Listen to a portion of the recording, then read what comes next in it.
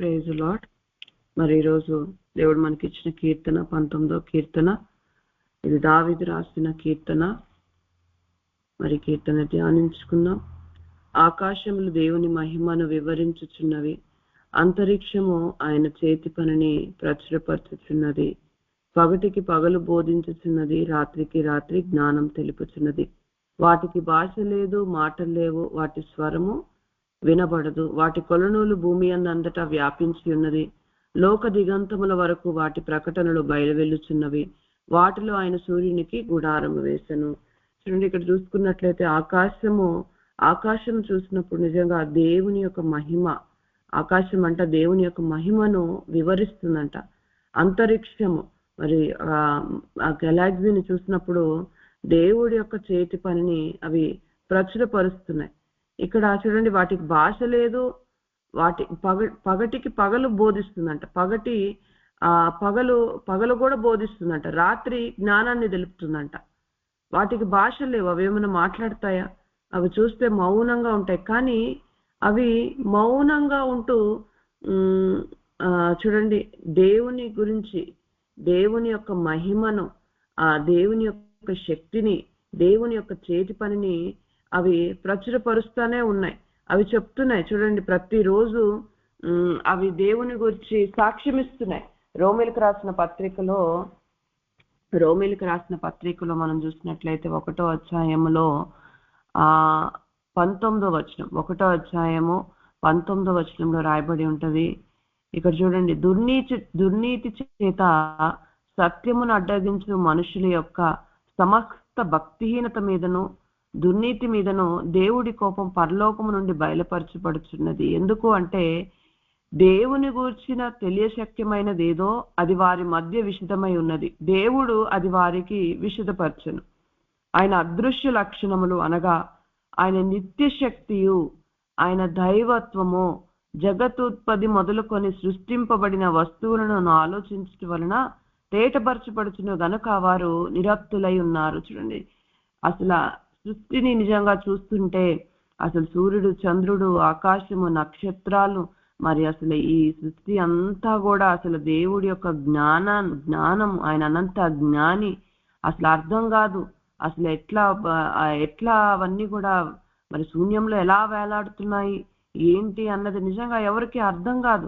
కానీ అవన్నీ చూస్తే అర్థమవుతుంది, దేవుడు ఉన్నాడు అని అర్థమవుతుంది. మరియు వారు దేవుని నెరిగియు ఆయనను దేవునిగా మహిమపరచలేదు, కృతజ్ఞతాస్తుతులు చెల్లింపను లేదు, కానీ తమ వాదముల యందు వర్ధిల్లైరి. వారి అవివేక హృదయము అంధకారమాయను, తమ జ్ఞానులమని చెప్పుకొనొచ్చు బుద్ధిహీనులైరి. వారు అక్షయుడగు దేవుని మహిమను క్షయమగు మనుష్యుల యొక్కయు, పక్షుల యొక్కయు, చతుష్పాద జంతువుల యొక్కయు, పురుగుల యొక్కయు ప్రతిమా స్వరూపముగా మార్చిరి. చూసారా, వారు దేవుణ్ణి మహిమపరచకుండా దేవుణ్ణి వాళ్ళు ఏం చేస్తున్నారంటే ఆ సృష్టికర్తను పూజించకుండా సృష్టిని పూజిస్తున్నారు. ఈ హేతువు చేత వారు తమ హృదయముల దురాశలను అనుసరించి తన శరీరములను పరస్పరం అవమానపరుచుకున్నట్లు దేవుడు ఏం చేస్తాడంట తెలుసా? అటువంటి వాళ్ళందరినీ కూడా వారిని అపవిత్రతకు అప్పగిచ్చేస్తాడంట. అపవిత్ర కార్యాలు చేయడానికి దేవుడే వాళ్ళని అప్పగిచ్చేస్తాడు. ఎందుకంటే దేవుడుగా వాళ్ళు మహిమపరచలేదు, దేవునికి కృతజ్ఞతాస్తుతులు కూడా చెల్లించలేదు. ఈరోజు నిజంగా ఆకాశము మరి అంతరిక్షము చూస్తుంటే వాటికి మరి సూర్య చంద్ర నక్షత్రాలు మరి అవన్నీ కూడా చూస్తున్నప్పుడు వాటికి భాష లేదు, కానీ అవి నిత్యము దేవుణ్ణి స్తుతిస్తూనే ఉన్నాయి. దేవుడి యొక్క ఆజ్ఞను అవి మీరలేదు. దేవుడు చేసిన నియమములో ఉన్నాయి, అవి నడుచుకుంటా ఉన్నాయి. ఇదిగో దేవుడు ఉన్నాడు. పగటికి పగలు బోధిస్తుంది, రాత్రికి రాత్రికి దేవుడి యొక్క జ్ఞానాన్ని తెలుపుచున్నది. అలాగే ఈరోజు కానీ నిజంగా దేవుడి యొక్క పోలికతో దేవుని యొక్క స్వరూపము కలిగిన నరుడేమో ఆయనని పూజించకుండా, ఆయన మరుగు చేస్తూ, ఆయనకి కృతజ్ఞతాస్తుతులు చెల్లించకుండా, ఆయన మహిమపరచకుండా ఉంటున్నాం.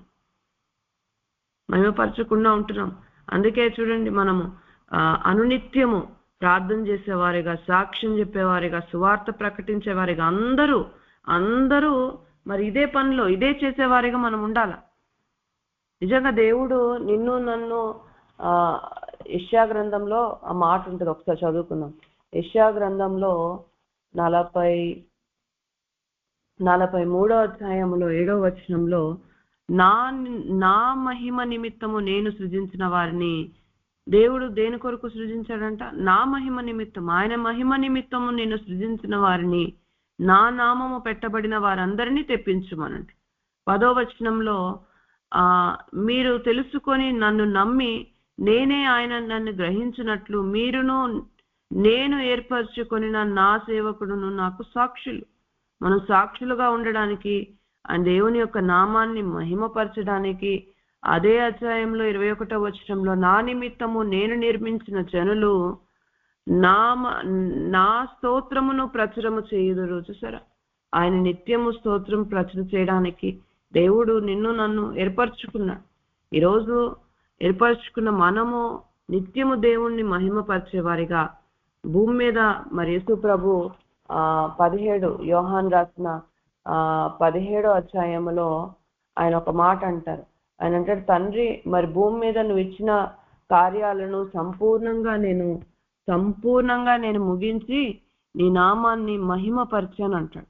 అలాగే దేవుడు ఈరోజు నీకు నాకు ఇచ్చిన పనిని మనము సంపూర్ణంగా చేసి దేవుని యొక్క నామాన్ని మనము మహిమపరిచే వారిగా మనం ఉండాలి. ఈరోజు పగటికి పగలు బోధించుచున్నది, పగటికి పగలు ఆయుష్ ఉన్నంత వరకు మనకి చూడండి, దేవుడు మరి నోరిచ్చి నోరు ఉన్నంత వరకు ఆయన మనం ప్రకటించేవారిగా, ఆయన మహిమపరిచేవారిగా, ఆయనకు స్తుతులు చెల్లించేవారిగా మనం ఉండాలి. ఎందుకంటే పగటి ఉన్నప్పుడే, ఎందుకంటే రాత్రి వస్తుంది, మళ్ళా రాత్రి వస్తుంది, కష్టాలు వస్తాయి, దుఃఖ దినాలు వస్తాయి అని పగలు చెప్తుంది, బోధిస్తుంది. రాత్రికి రాత్రి జ్ఞానము, రాత్రి ఉందనుకోండి లేదు, పగటి మళ్ళా వస్తుంది. కాబట్టి నువ్వు దేవుణ్ణి స్తుతించు, దేవుణ్ణి ఆరాధించు, దేవుణ్ణి కొనియాడు. వాటికి భాష లేదు, మాటలు లేవు, వాటి స్వరూపము వినబడదు, వాటి కొలనులు భూమి అందంతటా వ్యాపించి ఉన్నది. లోక దిగంతముల వరకు వారి ప్రకటనలు బయలు వెళ్ళుచున్నవి. వాటిలో ఆయన సూర్యునికి గుడారము వేసెను. అతడు తన అంతఃపురములో నుండి, ఒక సూర్యుడు చూడండి, సూర్యుడు ఉదయాన్నే ఉదయిస్తున్నాడు అని చెప్పేసి నిజంగా ఎవరు చెప్పాల్సిన అవసరం లేదు. అది ప్రతి ఒక్కరికి కూడా దాని రేసు ఎట్లా అంటే ప్రతి ఒక్కరికి కూడా అర్థమైపోతుంది. సూర్యుడు వచ్చేస్తున్నాడు అని ప్రతి ఒక్కరికి కూడా తెలిసిపోతుంది. అతడు తన అంతఃపురంలో నుండి బయలుదేరి పెండ్లి కుమారుని వలె ఉన్నాడు. సూర్యుడు పరుగెత్తి నుల్లసించినట్లు తన పదమునందు పరిగెత్తి నుల్లసించుచున్నాడు. అతడు ఆకాశమున ఈ దిక్కు నుండి బయలుదేరి ఆ దిక్కు వరకు దాని చుట్టూ తిరిగి వచ్చుచున్నాడు. అతని వేడిమికి మరుగైనది ఏది లేదు. ఆయన మరి సూర్యుడు చూడండి, ఈ దిక్కు నుంచి మరి ఉదయించి అక్కడ అస్తమించాలి అని మరి పరుగులు తీస్తూ ఉంటాడు. ఆయన ఈ సమయానికల్లా నేను అస్తమించాలి అని పరుగులు తీసి, ఆయనకు ఒక పర్పస్ ఉంది, సూర్యుడికి ఒక పర్పస్ ఉంది. ఆ పర్పస్ నేను ఫుల్ఫిల్ చేసుకుంటా ఉన్నాడు. అలాగే ఈరోజు నువ్వు నేను దేవుడు నిన్ను నన్ను ఎందుకు భూలోకానికి తీసుకొచ్చాడు, ఎందుకు నిన్ను నన్ను సృష్టించాడు, అది నిజంగా మనం గ్రహించి ఆ పనిలోనే మనము పరుగులు తీసేవారుగా, మనం గురి వద్దకే పరుగులు తీసేవారుగా, నిజంగా ఎన్నో డిస్ట్రాక్షన్స్ మనకు వస్తాయి, ఎన్నో ఆటంకపరిచేవి మన జీవితంలో మనకు వస్తాయండి. కానీ మనం మాత్రం దేవుడు మనకు అప్పగించిన దాంట్లో నమ్మకంగా ఉంటూ మనము చూడండి, సూర్యుడు పరుగులు తీస్తుందంట, ఇక్కడ నుంచి మొదలుపెట్టి నేను అక్కడ అస్తమించాలి, అతడు ఆకాశం ఈ దిక్కు నుండి బయలుదేరి ఆ దిక్కు వరకు దాని చుట్టూ తిరిగి వచ్చుచున్నాడు. చూసారా? అలాగే ఈరోజు మనం ఎన్ని ఉన్నా కానీ అవి ఏ రకంగా అయితే వాటి పనులు అవి చేసుకుంటా పోతున్నాయో, ఈరోజు నువ్వు నేను కూడా అదే రీతిలో మనము పరుగులు తీస్తానే ఉండాలి.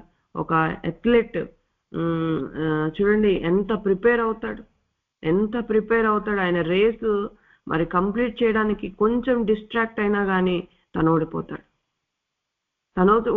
ఆ రేస్లో ఉన్నప్పుడు తన గోల్ ఏంటంటే ఆ ఫినిష్ లైన్ దగ్గరికి వెళ్ళాలి. అంతే. నిజంగా అటు ఇటు చూస్తే డిస్ట్రాక్ట్ అయిపోతే ఆ రేస్ ని కంప్లీట్ చేయలేం. ఈరోజు నా జీవితంలో కూడా ఎన్ని డిస్ట్రాక్షన్స్ వస్తున్నాయో కానీ నిజంగా వాటిని అన్నిటిని మనం పక్కన పెట్టి ఈరోజు మనకిచ్చిన ఆ పనిలో మనము పరుగులు తీసేవారిగా మనం ఉండాలి. యెహోవా నియమించిన ధర్మశాస్త్రము యథార్థమైనది, అది ప్రాణమును తెప్పరిల్ల చేయును. యెహోవా శాసనములు నమ్మదగినది, అది బుద్ధిహీనులకు జ్ఞానం పుట్టించును. యెహోవా నియమించిన ధర్మశాస్త్రము యథార్థమైనది, అది ప్రాణాన్ని తెప్పరిల్ల చేస్తుందంట. చూడండి, ప్రతి కంట్రీలో మనం ఫర్ ఎగ్జాంపుల్ మేము మరి యుఎస్ వెళ్ళినప్పుడు అక్కడ వాళ్ళ రూల్స్, వాళ్ళ రెగ్యులేషన్స్ వాళ్ళకున్నాయి, వాళ్ళ లాస్ అన్నీ ఉన్నాయి. ఎప్పుడైతే చూడండి అది దాన్ని అనుసరించి నడుస్తామో అది మన మంచి కోసమే, అది ఎప్పుడైతే దాని ప్రకారం మనం నడుచుకుంటామో ఒక క్రమం ఉంటుంది, క్రైమ్ రేట్ తగ్గిపోతుంది, అందరూ సంతోషంగా ఉంటారు, సిటిజన్స్ అందరూ మంచిగా ఉంటారు. దాన్ని అనుసరించి నడుచుకున్నప్పుడు యెహోవా నియమించిన ధర్మశాస్త్రము అది యథార్థమైనది. అది ఏం చేస్తుందంటే తెలుసా, మన ధర్మశాస్త్రాన్ని అనుసరించి నడుచుకుంటున్నప్పుడు అది నీ ప్రాణాన్ని తెప్పరిల్ల చేస్తుంది, నీ ప్రాణాన్ని తెప్పరిల్ల చేస్తుంది, రివైవ్ చేస్తుంది నీ ప్రాణాన్ని. యెహోవా శాసనాలు నమ్మదగినది, అది బుద్ధిహీనులకు జ్ఞానం పుట్టిస్తుంది.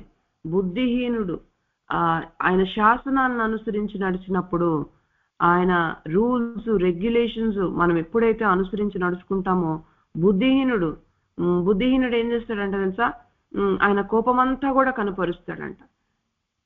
బుద్ధిహీనుడు మనం ఆయన శాసనాలని, ఆయన ధర్మశాస్త్రాన్ని అనుసరించి నడుచుకుంటున్నప్పుడు అది నీకు జ్ఞానాన్ని దయచేస్తుంది, నువ్వు జ్ఞానం కలిగి నడుచుకునేలాగా చేస్తుంది. లేకపోతే బుద్ధిహీనంగా అయిపోతావు నువ్వు. యెహోవా ఉపదేశములు నిర్దోషమైనవి, అవి హృదయమును సంతోషపరచును. దేవుడిచ్చిన ఉపదేశాలు, దేవుడు మరి చూడండి వ్యక్తిగతంగా దిద్దుబాటు చేస్తున్నప్పుడు అసలు 119వ కీర్తన చదువుతుంటే ఆ కీర్తన అంతా కూడా యెహోవా, దావీదు అంటాడు, అక్కడ కీర్తనకారుడు అంటాడు 18వ వచనంలో 119వ కీర్తనలో, నేను నీ ధర్మశాస్త్రమందు ఆశ్చర్యకార్య సంగతులను చూసినట్లు నా కనులను తెరవయ్యా.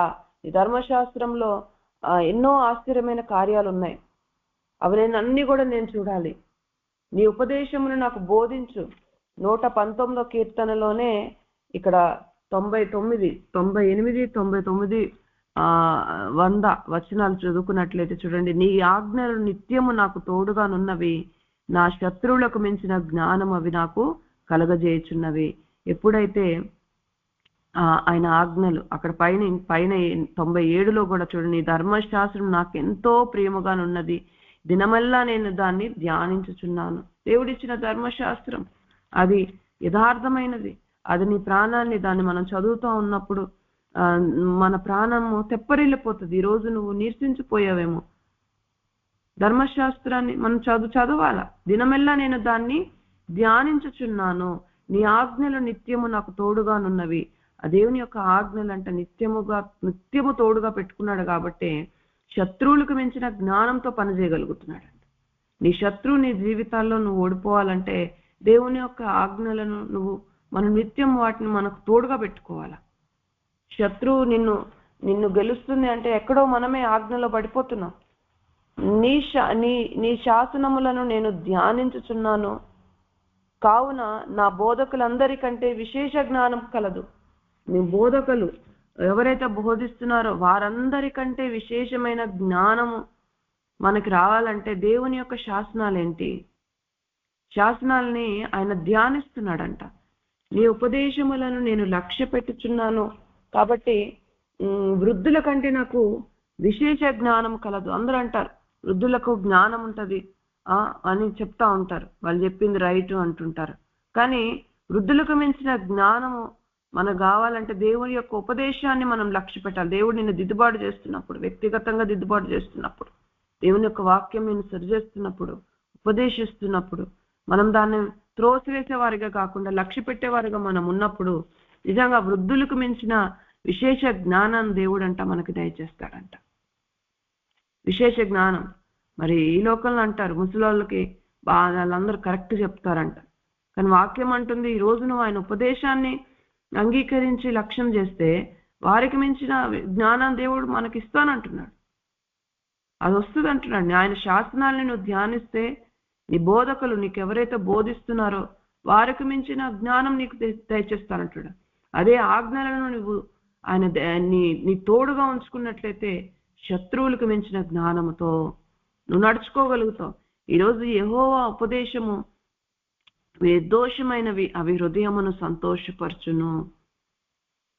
యెహోవా ఏర్పరిచిన ధర్మము నిర్మలమైనది, అది కనులకు వెలుగునిచ్చును. యెహోవా ఏర్పరిచిన ధర్మము, ఆయన ఏర్పరిచిన ఆ రూల్స్ చూడండి, అవన్నీ కూడా ఏం చేస్తాయంట తెలుసా, కనులకు వెలిగిస్తుందంట. యోసేపు చూడండి మరియ గురించి వదిలేద్దాం అనుకున్నాడు. నేను మరి వదిలేద్దాము, ఆయన నీతిపరుడై ఉండి వదిలేద్దామని అనుకుంటాడు. అనుకున్నప్పుడు నిజంగా రాత్రిపూట స్వప్నమందు ఎప్పుడైతే మా దేవుడు మాట్లాడతాడో ఆయన కనులకు వెలుగొచ్చేసింది. సత్యం ఏంటో ఆయనకు అర్థమైపోయింది. యెహోవా ఏర్పరిచిన ధర్మము నిర్మలమైనది, అది కన్నులకు వెలుగిచ్చును. వెలుగొచ్చేసింది. వెంటనే ఇక అసలు దేవుడు చెప్పినట్టు నడుచుకున్నాడు. యెహోవా యందైన భయము పవిత్రమైనది, అది నిత్యము నిలుచును. పవిత్రమైనది, యెహోవా యందైన భయము పవిత్రమైనది. చూడండి, చెప్పిన వెంటనే వినేవాళ్ళే పవిత్రులు. ఎవరైతే దేవుని యందు భయభక్తులు కలిగి ఉంటారో చెప్పిన వెంటనే వింటారు. పవిత్రమైనది, ఎవరైతే అవునంటే అవునంటారో. చూడండి, అబ్రహాముని నువ్వు మరి నేను చూపిస్తున్న దేశానికి నువ్వు బయలుదేరు అన్నప్పుడు అక్కడ ఆయన చెప్తాడు. చూడండి, ఇక్కడ ఒకసారి చదువుదాము 12వ అధ్యాయంలో ఆదికాండము. నీవు లేచి నీ దేశము నుండి, నీ బంధువుల యొద్ద నుండి, నీ తండ్రి ఇంటి నుండి బయలుదేరి నేను నీకు చూపిస్తున్న దేశంలోకి వెళ్ళు అన్నప్పుడు ఆయన చెప్పిన దాన్ని బట్టి వెంటనే ఆయన ఆ మాటకి విన్నాడు. మనము ఈరోజు నిజంగా ఆయన చెప్పిన మాట విన్న పవిత్రమైనది, అది నిత్యము నిలుచును. దేవుడు చెప్పిన మాటలు వింటే అది మనకి ఎప్పుడు కూడా మనకి నష్టపోయే విధంగా ఉండవండి.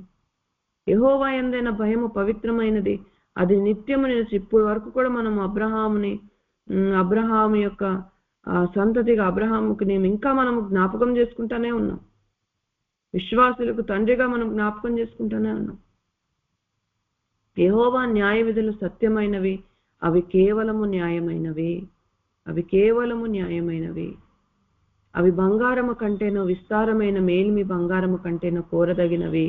తేనె కంటేను జుంటి తేనె దారుల కంటే మధురమైనవి. వాటి వలన నీ సేవకుడు హెచ్చరిక నందును, వాటి గైకొనుట వలన గొప్ప లాభము కలుగును. వీటిని అన్నిటినీ మనం గైకుంటే మనకు నష్టమైతే జరగదండి, మనకు గొప్ప లాభమే కలుగుతుంది. అసలు నిజంగా ఏమి మనం కోరుకోవాలా? ఈరోజు ఈ లోకంలో అందరూ బంగారం కోరుకుంటారు, నాకు ఈ నగలు కావాలి, అది కావాలని కోరుకుంటారు. వెండి బంగారాలు, లోకంలో ఉన్న ఆస్తులు, సంపదలు, ఇవి కోరుకుంటారు. కానీ అసలు నిజంగా ఏం కోరుదగినది తెలుసా? అవి బంగారము కంటేను ఎంతో విలువైనది బంగారాన్ని కోరుకుంటారు. కానీ వాటన్నిటికంటే విలువైనది ఏంటంటే ఈరోజు నిజంగా దేవుడి యొక్క ధర్మశాస్త్రంని మనము ధ్యానించేవారిగా, ఆయన ఉపదేశాలను మనం లక్ష్య పెట్టేవారిగా, ఆయన న్యాయ విధులేంటి, ఆయన శాసనాలేంటి, మనం వీటిని మనము ధ్యానించేవారిగా, వాటి ప్రకారం మనం నడుచుకునే వాటిని మనం కోరుకోవాలి. దేవా, నీ ధర్మశాస్త్రంలో ఆశ్చర్యమైన కార్యాలు నేను చూడలాగా నా కనులు తెరవయ్యా అని ప్రార్థన చేస్తున్నాడు. ఈరోజు ఇది మనం కోరుకోవాలా. అవి బంగారము కంటేను విస్తారమైన మేలిమి బంగారము కంటేను కోరదగినవి. తేనె కంటేను జుంటి తేనె దారుల కంటే మధురమైనవి. వాటి వలన నీ సేవకుడు హెచ్చరికను అది మనల్ని హెచ్చరిస్తూ ఉంటది, మనం తప్పిపోకుండా మనల్ని కాపాడుతూ ఉంటది. వాటిని గైకొనుట వలన గొప్ప లాభం కలుగును. మనకు నష్టమైతే కలగదండి, మనకు లాభమే. వీటిని అనుసరించి నడుచుకున్నట వలన మనకి లాభమే. మనకు జ్ఞానం వస్తుంది, మనకు తెలివి వస్తుంది. తన పొరపాటును కనుగొన్నవాడు ఎవడు? నేను రహస్యముగా చేసిన తప్పులు క్షమించి నన్ను నిర్దోషినిగా తీర్చుము. నిజంగా తన పొరపాటును మనకు అనిపిస్తుంది, మనం రైటే అనిపిస్తుంది. అసలు తన పొరపాటును కనుగొన్నవాడు ఎవడు? అసలు మన తప్పులు మనకు రైటే అనిపిస్తుంది తెలుసా, మనం రాంగ్ అనిపించదు కొన్నిసార్లు. కానీ ఇక్కడ ఈ భక్తుడు అంటున్నాడు, దావీదు అంటున్నాడు, దేవా మరి నేను రహస్యంగా చేసిన తప్పులను క్షమించి నన్ను నిర్దోషినిగా తీర్చుము. ఈరోజు మనం ప్రార్థన చేయాలి. రహస్యంగా చేసిన తప్పులు మన హృదయంలో మన లోపల చేస్తున్న తప్పులు ఎవరికి తెలుస్తుంది చెప్పండి? నన్ను లోపల నువ్వు ఎన్ని మాట్లాడుకుంటున్నామో అది బయట వాళ్ళకి ఎవరికైనా తెలుస్తుందా? ఎవరికి తెలియదు, దేవుడికి తప్ప. అందుకే దేవుడి సన్నిధిలోనే అడుగుతున్నాడు, దేవా నేను రహస్యంగా చేసిన తప్పులను క్షమించి నన్ను నిర్దోషినిగా తీర్చు, దురభిమాన పాపంలో పడకుండా నీ సేవకుని ఆపు అని ప్రార్థన చేస్తున్నాడు. మనము చూడండి, పార్షియాలిటీ చూపించామంటే ఒకరిని ఒక రకంగా ఇంకొకరిని ఇంకో రకంగా చూస్తే అది పాపమే. ఆ పాపంలో పడకుండా నీ సేవకుని ఆపుము అంటున్నాడు. ఈరోజు దురభిమాన పాపంలో ఉన్నామేమో, దురభిమాన పాపంలో పట్టబడి ఉన్నామేమో, వాటిని నన్ను ఏలనీయకము. అప్పుడు నేను యథార్థవంతుడనై అధిక ద్రోహము చేయకుండా నిందారహితుడు నగుదును. నేను అధిక ద్రోహం చేయకుండా నిందారహితుడుగా ఉంటాను, నింద రాకుండా నేను ఉంటాను ప్రభువా, నువ్వు కాపాడు ప్రభువా, అవి నన్ను ఏలనీయకు ప్రభువా అని మరి ప్రార్థన చేస్తున్నాడు. ఒకసారి నాకు ఒక సిస్టర్ చెప్తా ఉన్నారు, వాళ్ళ ఇంటికి మరి వాళ్ళ బాబు అని ఇంకొక బాబు వాళ్ళ ఫ్రెండ్ ఎవరో వస్తే ఒక్క అట్టికాయ ఉందంట. అయితే దాన్ని ఇట్లా కట్ చేస్తే సగం అయిందంట. సగం అవుతే మరి అందులో ఉన్న ఒకటి చిన్నది ఒకటి పెద్దగా వచ్చినప్పుడు ఆ పెద్దదేమో వాళ్ళ కొడుకుకి ఇచ్చిందంట, చిన్నదేమో వచ్చిన ఫ్రెండ్కి ఇచ్చిందంట. దేవుడు మరి ఆ వాక్యం ద్వారా మాట్లాడుతున్నప్పుడు, దేవా నేను ఏం తప్పు చేశానో చెప్పయ్యా అని అడుగుతున్నప్పుడు మరి ఇది చూపించాడంట దేవుడు. ఇదిగో నువ్వు పార్షియాలిటీ చూపించావు అన్నప్పుడు వెంటనే సరి చేసుకుందంట తను. దేవా నన్ను క్షమించి ఇంకెప్పుడు కూడా నేను ఇలా చేయను.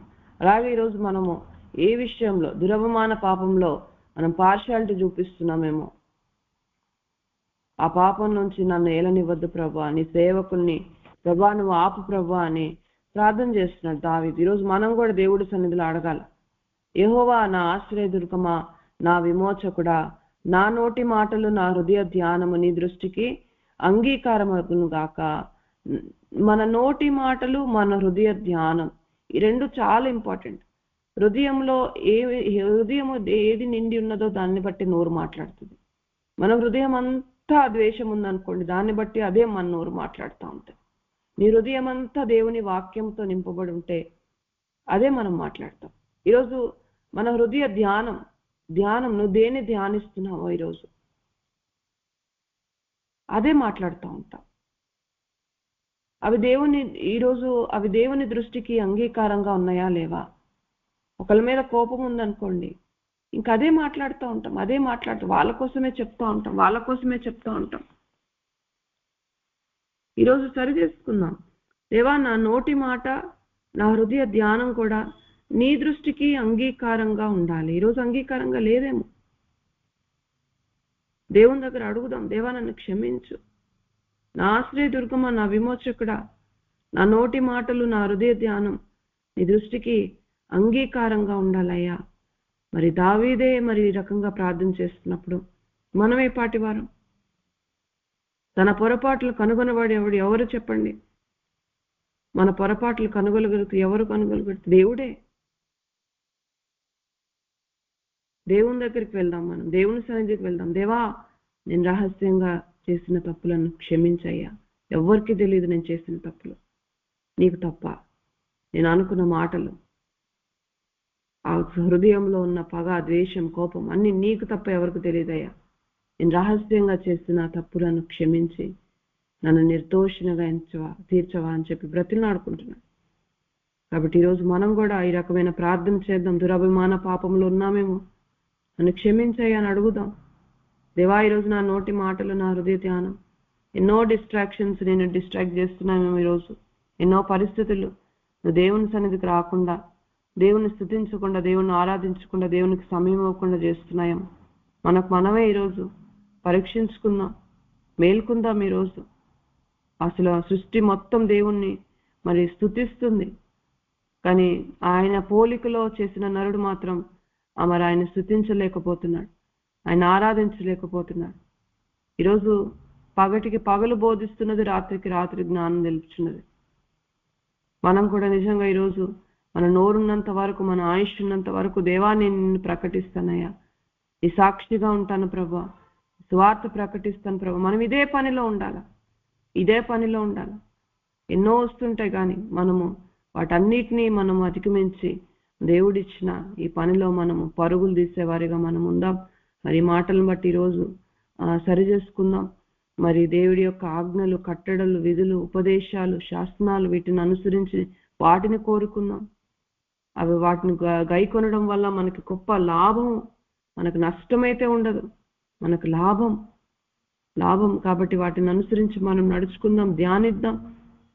మరి కొద్ది మాటలు దేవుడు మన వినికిడిలో నూరంతలుగా ఫలింపచేయను గాక. ప్రార్థన చేసుకుందామండి. పరిశుద్ధుడ నమ్మదగిన దేవ, సహాయం దయచేయండి ప్రభా. ఈరోజు మా నోటి మాట, హృదయ ధ్యానం మీకు అంగీకారంగా ఉండాలి ప్రభా. ఈరోజు చెప్పబడిన వాక్య ప్రకారం మా జీవితాన్ని సరి చేసుకునే కృప పరిశుద్ధాత్ముడా మీరు మాకు దయచేస్తారండి ప్రభా. తండ్రి మరి ప్రభా మెయిన్ మెసేజ్ లో కూడా ప్రభా మీరు కృప చూపిస్తారండి. మీరు మాట్లాడండి దేవా. ఆ పాపాలు దేవా మీరు మాకు బయలుపరుస్తారండి. మేము ఏ విధంగా సరి చేసుకోవాలో మాట్లాడుతారండి. మీ వాక్యపు వెలుగులోకి మమ్మల్ని తీసుకురండి నాయన. దేవా సిస్టర్ బలమైన నీ ఆత్మతో నింపండి, మరుగు చేసి మీ మాటలు మాకు వినిపింప చేయమని, మరి మాకంతా ప్రభావం మీకు చెల్లిస్తూ చిన్న ప్రార్థన స్వీకరించమని ప్రభువైన యేసుక్రీస్తు అతి పరిశుద్ధమైన నామం అడిగి వేడుకుంటున్నాం తండ్రి. ఆమేన్. Praise Lord.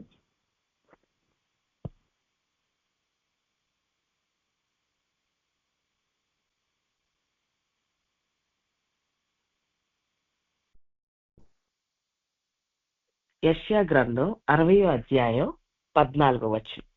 యెషయా 60:14. నిన్ను బాధించిన వారి సంతానపు వారు నీ ఎదుటకు వచ్చి సాగిలపడుదురు. నిన్ను తృణీకరించిన వారందరూ వచ్చి నీ పాదముల మీద పడెదరు. యెహోవా పట్టణమనియు ఇశ్రాయేలు పరిశుద్ధ దేవుడని సియోననియు నీకు పేరు పెట్టెదరు. పరలోకమందున మా తండ్రి దేవా నీకు స్తోత్రం అయ్యా.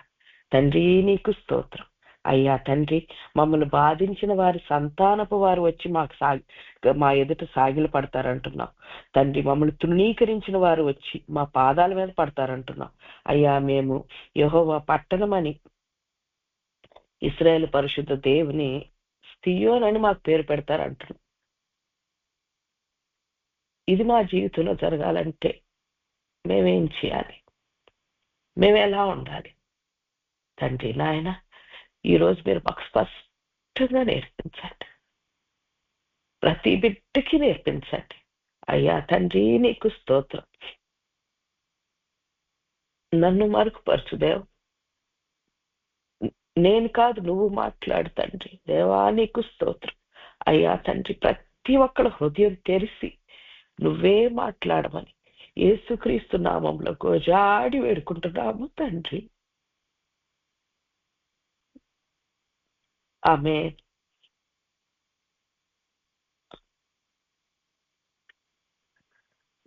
యెషయా గ్రంథం అండి 60వ అధ్యాయం 14వ వచనం. నిన్ను బాధించిన వారి సంతానపు వారు నీ ఎదుటకు వచ్చి సాగిలపడెదరు. నిన్ను తృణీకరించిన వారందరూ వచ్చి నీ పాదముల మీద పడెదరు. యెహోవా పట్టణమనియు ఇశ్రాయేలు పరిశుద్ధ దేవుని సియోననియు నీకు పేరు పెట్టెదరు. ఎంత మంచి వాగ్దానం కదండి. మనం మన జీవితంలో ఎంతో మంది చేత తృణీకరించబడతాం, బాధించబడతాం. అయితే వాళ్ళందరూ వాళ్ళే కాకుండా వాళ్ళ పిల్లలు కూడా వచ్చి మన దగ్గర మన కాళ్ళ దగ్గర పడతారంట, సాగిలు పడతారంట. అయితే మన పాదాల మీద పడతారంట. అయితే ఇది ఏ విషయంలో మనం తృణీకరించబడితే ఈ వాగ్దానం మనకు జరుగుతుంది? ఇప్పుడు మనం మామూలుగా రోజువారీ జీవితంలో మనం మన ఇష్టానుసారంగా జీవిస్తూ మనల్ని ఎవరైనా మన గొడవలు పడుతూ వాళ్ళతో వీళ్ళతో గొడవలు పడుతూ ఉంటే తృణీకరించబడితే మనకి ఇట్లా జరుగుతుందా? ఎలా జరుగుతుంది?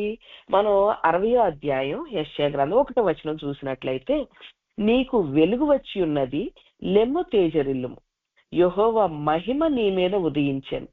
చూడుము, భూమిని చీకటి కమ్ముచున్నది, కటిక చీకటి జనములను కమ్ముచున్నది. యెహోవా నీ మీద ఉదయించుచున్నాడు, ఆయన మహిమ నీ మీద కనబడుచున్నది. ఆ, మనందరినీ కూడా దేవుడు వెలిగించాడు. వెలిగించటం అంటే, వెలుగంటే వెలుగులో నడిచిన వాడు తన సహోదరుని ఆ ద్వేషించేవాడందరూ చీకట్లో ఉన్నట్టు కదా, మనకి 1 యోహానులో చెప్పబడినట్లుగా. అయితే మనం మనుషుల్ని ఎలా ప్రేమించాలి, మన మన చుట్టూ ఉన్న వాళ్ళని ఎలా ప్రేమించాలి, ఎలా మనం దేవుడు యేసుక్రీస్తు వారు ఎలా లోకాన్ని ప్రేమించారో మనం ఎలా ప్రేమించాలి అనేది మనకి దేవుడు రోజు నేర్పిస్తున్నాడు. ఆయన వెలుగది మన మీద ప్రకాశిస్తుంది. మన వాక్యానుసారంగా ఎలా జీవించాలి అని మనందరికీ దేవుడు నేర్పిస్తున్నారు. అయితే ఆయన మహిమ మనందరికీ పరిశుద్ధాత్మ అభిషేకం ఇచ్చారు. అయితే ఈ అభిషేకం మనం దీని ప్రకారం దేవుని అభిషేకం రోజు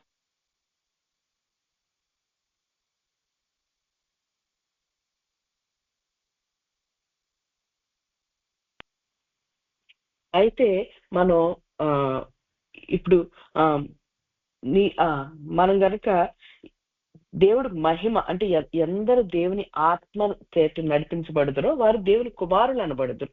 ఇట్లా మనం దేవుడు ఎట్లా ఆత్మ ప్రేరేపిస్తున్నాడో, ఎవరికి ఏ రోజు ఏ వాక్యం చెప్పమంటాడో, ఎవరికి దేవుడు ప్రార్థన చేయమంటాడో అలా మనం చేసుకుంటూ ఎవరికైనా ప్రవచనం చెప్పమంటాడేమో, లేదంటే ఎవరికైనా ఏదైనా గద్దింపు మాటలు చెప్పాలేమో, ఎవరికైనా కరెక్షన్స్ చెప్పాలేమో, ఇలా మనం దేవుడు ఎలా నడిపిస్తే అలా నడుచుకుంటూ వెళ్ళిపోతే మనకి జీవితంలో చాలా తృణీకరణ మనం అనుభవించాల్సి వస్తుంది. చాలా మంది మనల్ని ఏం చేస్తారు, బాధిస్తారనమాట. ఏంటి, నువ్వే అసలు మామూలుగా మనం కూడా అందరం కూడా గ్రూప్ లో ఉన్న వాళ్ళు ఇలా క్రైస్తవ జీవితం స్టార్ట్ చేసిన తర్వాత, ఈ బోధలోకి వచ్చిన తర్వాత అందరం కూడా ఏదో ఒక విధంగా ఒక బాధింపబడి ఉంటాం. ఇంట్లో వాళ్ళు యాక్సెప్ట్ చేయరు.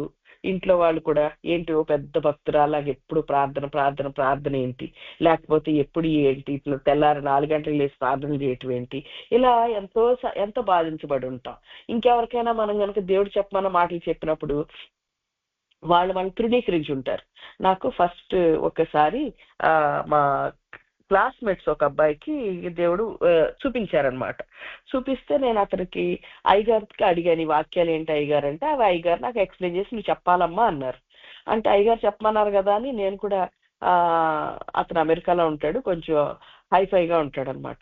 అయితే అతనికి ఫోన్ చేసి ఇట్లా అని చెప్పేసి చెప్తున్నాను, దేవుడు నీకు ఇట్లా చెప్పమన్నాడు అయ్యేం చెప్తున్నాను. చెప్తుంటే అప్పుడు దాకా మామూలుగా మాట్లాడిన అబ్బాయి అన్నాడు, ఒక శాంత, నేను ఇప్పుడే వర్క్ అయింది నాది, నేను వాపస్ వస్తున్నాను, I'm tired, okay, I have worked, I'm just coming back, I'm tired, I'm exhausted, okay, I don't want to listen to all this అని చెప్పేసి అనేసి ఫోన్ పెట్టేశాడు అనమాట.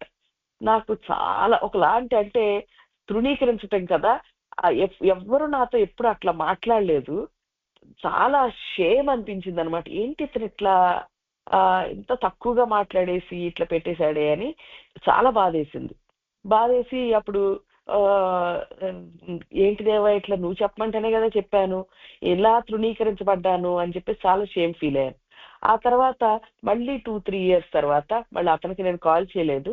కానీ నాకు ఏమనిపించిందంటే నాకు దేవుడు ఎట్లా అర్థమయ్యేలా చేశాడంటే, వాళ్ళకి తెలియదు, నిజంగా వాళ్ళకి తెలియదు.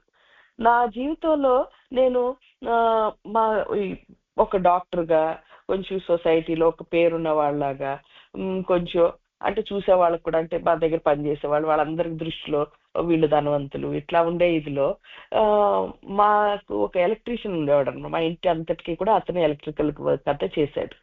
అతనికి దేవుడు ఒకసారి వాక్యం చెప్పమన్నారు. సరే అని నేను చెప్పాను. చెప్పి మీరు ఇట్లాగా ఏదో చెయ్యాలి అని చెప్పేసి చెప్పాను అనమాట.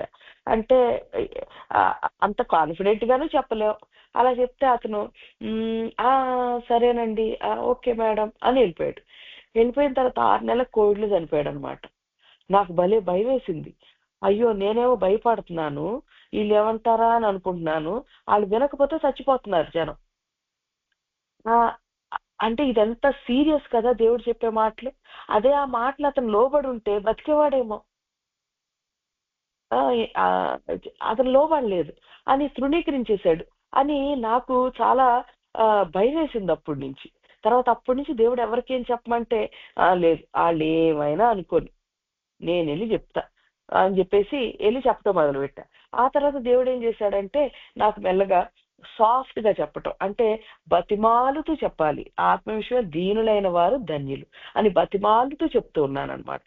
మెల్లగా చెప్పాలి, సాఫ్ట్ గా చెప్పాలి, బుజ్జగిస్తూ చెప్పాలి, కొందరికి సీరియస్ గా చెప్పాలి. ఇలా ఇవి ఈ ఈ టోను ఇట్లా అవన్నీ కూడా, అంటే అదన్నీ ఒక్కొక్కటి దేవుడు ఇట్లా మాట్లాడి నేర్పిస్తా ఉన్నారు. అయితే దీనిలో మనం చెప్పటం మొదలు పెట్టిన తర్వాత నేను మా ఫ్యామిలీలోనే చాలా తృణీకరణ అనుభవించానమాట. చాలా తృణీకరించబడటం, అప్పుడు దాకా గౌరవంగా చూసిన వాళ్ళందరూ కూడా కొంచెం నెగ్లెక్ట్ చేయటం, రిజెక్ట్ చేయటం, నేను చెప్పిన మాటలకి తర్వాత కోప్పడటం, ఇలాంటివన్నీ వస్తున్నాయి. వాళ్ళు చూటిపాటి మాట్లాడటం. నేను అనుకున్నా దేవుడే చెప్పి పంపించాడు, నేను చెప్పాను, దీనివల్ల నేను తృణీకరించబడుతున్నాను, బాధపట్టబడుతున్నాను, సరే అని చెప్పేసి నేను ఐ విల్ కీప్ క్వైట్ అనుకున్నాను అనమాట. ఇలా మీ జీవితంలో కూడా ఎన్నో విషయాల్లో బాధ పెట్టబడి ఉంటారు మీరు. అంటే వాక్యం వినటానికి కష్టం ఉంటది, క్రైస్తవులు అని చెప్పుకోవటానికి కష్టంగా ఉంటది, ఇది బయటికి చెప్పుకోవడానికి ఎన్నో ఇరుకు పరిస్థితులు ఉండొచ్చు. ఎవరికైనా దేవుడి గురించి చెప్పినప్పుడు వాళ్ళు తృణీకరించవచ్చు. అయితే మనం అనుభవించిన ఇదన్నిటికీ కూడా దేవుడు ఏమంటున్నాడంటే, మనం నిన్ను బాధించిన వారి సంతానపు వారు నీ ఎదుటకు వచ్చి సాగిలపడుదురు. వాళ్ళ సంతానపు వాళ్ళు వచ్చి మనకు ముందు సాగిలపడతారంట. ఇంకా నిన్ను తృణీకరించిన వారు వచ్చి నీ పాదముల మీద పడెదరు. ఎవరైతే మనం తృణీకరించారో వీళ్ళేంటి, వీళ్ళ మాటలేంటి అని అనుకున్న వాళ్ళు మన గురించి వాళ్ళొచ్చి మన పాదాల మీద పడతారంట. యెహోవా పట్టణమనియు, అంటే దేవుడి ఇల్లు, దేవుడి ఒక్క పట్టణం నువ్వు అంటారంట. యెహోవా ఉన్నాననేటువంటి దేవుడు. అంటే అలా మనం చూసినప్పుడు ఒక ఇంటికి వెళ్ళాం అనుకోండి, వాళ్ళ ఇల్లు వాళ్ళు సర్దుకున్నారో చూస్తే వాళ్ళు ఎలాంటి వాళ్ళో మనకు అర్థమవుతుంది కదా. చాలా విషయాలు వాళ్ళ వాళ్ళ వాళ్ళ నేచర్ ఏంటో మనకు అర్థమవుతుంది, వాళ్ళ ఇల్లు సదురుకున్న దాన్ని బట్టి. అలా మనం ఎలా ఉండాలి, దేవుడు సదిరిన ఇల్లులాగా ఉండాలి, దేవుడు కట్టిన ఊరులాగా ఉండాలన్నమాట. వాళ్ళు మనం చూసినప్పుడు మనం ఎలా ఉండాలి, యెహోవా పట్టణమనియు. యెహోవా పట్టణమా, నీ గురించి మనుషులు గొప్ప సంగతులు చెప్పుకొందురు. మనల్ని ఎంతో మంది తృణీకరించారు, కానీ చాలా మంది మన గురించి గొప్ప సంగతులు చెప్పుకుంటున్నారండి. ఆ సిస్టర్ దగ్గరికి వెళ్తే ప్రార్థన చేసిందంటే బాగైపోతుంది, ఆ సిస్టర్ దగ్గరికి వెళ్తే కరెక్ట్ గా కౌన్సిలింగ్ ఇస్తారు, అలా మన గురించి చెప్పుకుంటున్నారు అనుకోండి. అప్పుడు వాళ్ళు విన్నప్పుడు వీళ్ళు మనకి చెప్పారు కదా, మనం తృణీకరించాం కదా అనిపిస్తుంది. ఇంకా ఇశ్రాయేలు పరిశుద్ధ దేవుని సీయోననియు. ఇశ్రాయేలు పట్టుదల ప్రార్థన మన జీవితంలో ఉండాలి. ఇది మన జీవితంలో రావాలి అంటే పట్టుదల ప్రార్థన మనకు ఉండాలి. పట్టుదల ప్రార్థనతోటి పరిశుద్ధ దేవుని సీయోను, దేవుడు ఎలా పరిశుద్ధంగా ఉన్నాడో మనం కూడా అలా పరిశుద్ధంగా ఉండాలన్నమాట. అలాంటి దేవుని యొక్క సీయోను అంటే దేవుడు నివసించే స్థలం లాగా ఉండాలి. మరి పరిశుద్ధత లేని స్థలంలో దేవుడు ఉంటాడా? మురిగ్గా ఉన్న ఇంట్లో ఉంటావా మనం? లేకపోతే డ్రైనేజ్ పక్కన మనం ఉంటామా?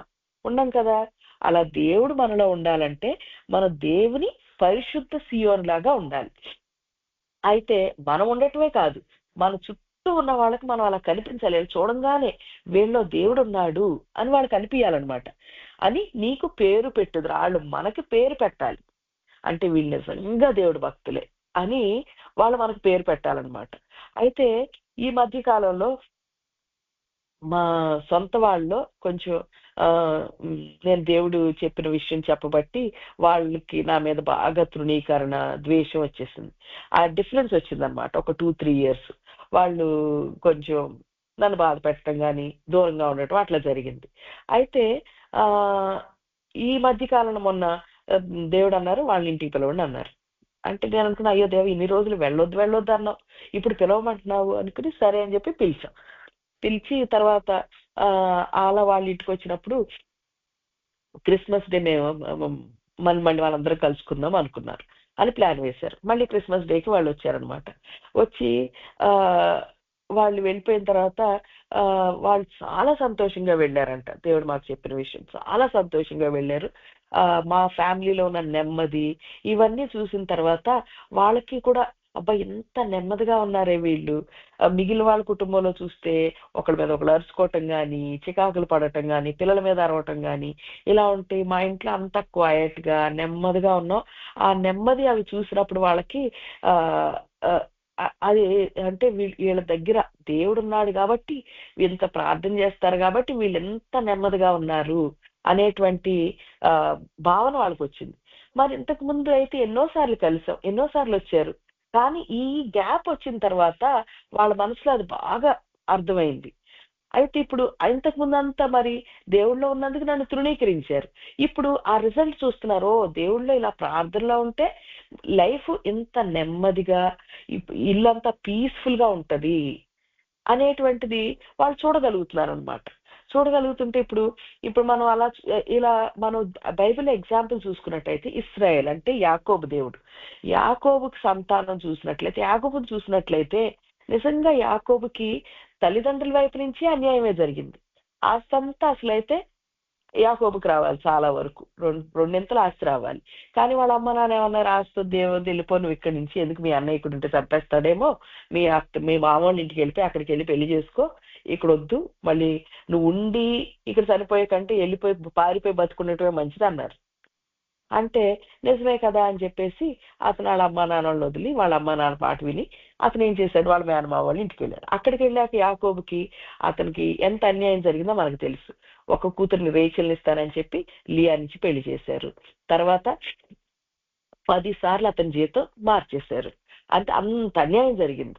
అంత అన్యాయం జరిగిన ఈ యాకోబు ఏం చేశాడు, అతను నోరెత్తి మాట్లాడలేదు, ఎక్కడ పోట్లాట పెట్టుకోలే. ఇలా పుట్టింటి వైపు అన్యాయం జరిగింది, అత్త వాళ్ళ ఇంటి వైపు అన్యాయం జరిగింది తన జీవితంలో. తర్వాత అతని జీవితంలో వాళ్ళ భార్య చనిపోయింది. మళ్ళీ యోసేపుకి ఏమైంది, యోసేపుని వాళ్ళ అన్నలందరూ తృణీకరించారు. ఏమని, ఇతను బాగా ఫేవరెట్ నాన్నకి అని చెప్పేసి తృణీకరించారు. ఇతని గురించి అందరూ నీకే కళలు వచ్చినాయా, కళలు కనేవాడు అని చెప్పేసి పేర్లు పెట్టారు. ఎంత దారుణంగా అంటే అతన్ని అమ్మేశారు. అమ్మేస్తే అది ఎట్లాగా దాస్యంలోకి అమ్మేశారు, వేరే ఐగుప్తుకి వెళ్ళిన తర్వాత అక్కడ కూడా ఏంటి, దేవుడు అతను ఎప్పుడు నోరెత్తలేదనమాట. దేవుళ్ళో ఆనందిస్తూ దేవుణ్ణి స్తుతిస్తూ ఓర్చుకుంటూ ఉన్నాడు. అందుకని ఏమనుంది బైబిల్లో, ఒక్కొక్కటి రాయడు అతను ఇట్లా ఉన్నాడు అని రాయడు. దేవుడు అతనితో ఉన్నాడంట. ఓకే, యెహోవా అతనికి తోడుగా ఉండేను కనుక అతను వర్ధిల్లెను, అతను చేసిన పని అంతా వర్ధిల్లింది. ఆ ఇల్లు అది చూసిన అతని యజమాని చూసినప్పుడు అతను గ్రహించాడనమాట, ఓ ఇతనితో దేవుడు ఉన్నాడు అని గ్రహించే అంతగా దేవుడు అతనికి తోడుగా ఉన్నాడు. అదే గనక యోసేపు గనక, ఇదేంటి నన్ను ఇట్లా బాధ పెట్టారు, నన్ను ఇట్లా అమ్మేశారు, నాకు ఎంత అన్యాయం చేశారు అనుకుంటా ఎప్పుడు దాని నుంచి ధ్యానిస్తా ఉంటే దేవుడు ఉంటాడా? ఉండడు కదా. ఆ పరిస్థితుల్లో కూడా, దేవా నాకు ఇట్లా అన్యాయం జరిగింది, నువ్వు చూసుకో, నేను ఎలా ఉండాలో నేర్పించు ఇక్కడ అని దాని మీద శ్రద్ధ పెట్టాడు కనుక యెహోవా యోసేపుతో ఉండెను గనుక అతను అన్నిట్లో ఆశీర్వదించాడు. అతను అది యజమాని చూసినప్పుడు ఏం చేశాడు, అతన్ని ఆ ఇంటికి అంతటి మీదకి అతను ఆధిపత్యం ఇచ్చాడు. ఆ తర్వాత మరి పొతీఫర్ భార్య ఏం చేసింది, అతన్ని టెంప్ట్ చేయటం మొదలు పెట్టింది.